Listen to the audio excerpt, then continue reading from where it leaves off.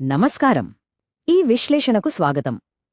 ఈరోజు మనం ఒక ఇంట్రెస్టింగ్ టాపిక్ చూడబోతున్నాం. అదేంటంటే, మన జానపద కథల్లో మాయాజాలమనేది మన నిజమైన ఉద్దేశ్యాలకు తగ్గట్టుగా ఫలితాలను ఎలా ఇస్తుంది అనేది. మంచి మనసుతో చేసే పనులు నిజంగా అద్భుతాలను సృష్టిస్తాయా? ఇదంతా మనం కర్మ సిద్ధాంతం ద్వారా ఈ కథల్లో డీకోడ్ చేద్దాం. అయితే ఇక్కడ మనందరికీ వచ్చే ఒక చిన్న ప్రశ్న, అసలు ఈ విశ్వం మన మనసులోని నిజమైన ఉద్దేశ్యాలను పసిగట్టి వాటికి తగ్గట్టుగా రహస్యంగా రివార్డ్స్ ఇస్తుందా? అంటే మంచి చేస్తే అద్భుతాలు జరుగుతాయా? అదే చెడు బుద్ధితో ఏమైనా చేస్తే అది ఖచ్చితంగా బెడిసికొడుతుందా? ఈ అద్భుతమైన కథలు చూస్తే మాత్రం 100% అవును అనిపిస్తుంది. సరే, ఇప్పుడు దీనిలోకి కాస్త లోతుగా వెళ్దాం. కర్మఫలం. దీన్నే మనం ఆధ్యాత్మిక పరిభాషలో ఒక వ్యక్తి స్వచ్ఛమైన ఉద్దేశ్యాలు, పనులు వాళ్ల ఫ్యూచర్ను ఎలా డిసైడ్ చేస్తాయని వివరిస్తాం.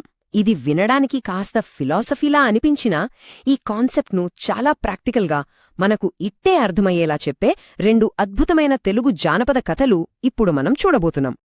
ముందుగా మొదటి కథ, వేసవిలో మంచు దుప్పటి. టైటిల్ వినడానికే ఆసక్తికరంగా ఉంది కదూ. ఇది మండుతున్న ఎండలు, అలాగే కొన్ని గడ్డకట్టే రహస్యాల చుట్టూ తిరిగే కథ. ఇక కథలోకి వెళ్తే, మాధవ్పూర్ అనే గ్రామంలో ఎండలు మండిపోతూ ఉంటాయి. అప్పుడు రాఘవ్ అనే ఒక పేద దుప్పట్ల వ్యాపారి చాలా కష్టాల్లో ఉంటాడు. ఇక్కడ మనం 2 వ్యక్తులను, వాళ్ల మైండ్సెట్ను గమనించాలి. ఒకవైపు రాఘవ్ ఆ భయంకరమైన ఎండలో కూడా తన దగ్గరున్న ఆఖరి గుక్కెడు నీటిని దాహంతో అల్లాడుతున్న జంతువులకిచ్చేంత నిస్వార్థపరుడు. మరోవైపు చూస్తే ఆ ఊరి సర్పంచ్ ఈ భయంకరమైన వడగాల్పుల్లో ఎక్కడినుంచో రహస్యంగా చల్లటి మంచునీటిని తెచ్చి బాగా రేటు పెంచి అమ్ముకుంటూ లాభాలు చేసుకునే టైపు.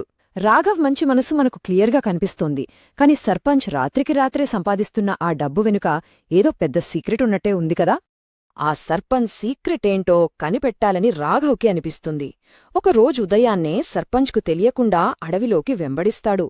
అక్కడ సర్పంచ్ ఒక గుహలోకి వెళ్లడం చూస్తాడు.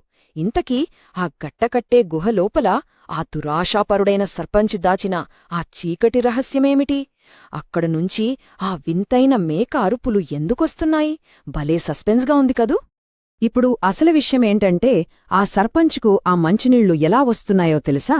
ఒక సాధువు సర్పంచ్కు ఒక మంచు గుహను వరంగా ఇస్తాడు.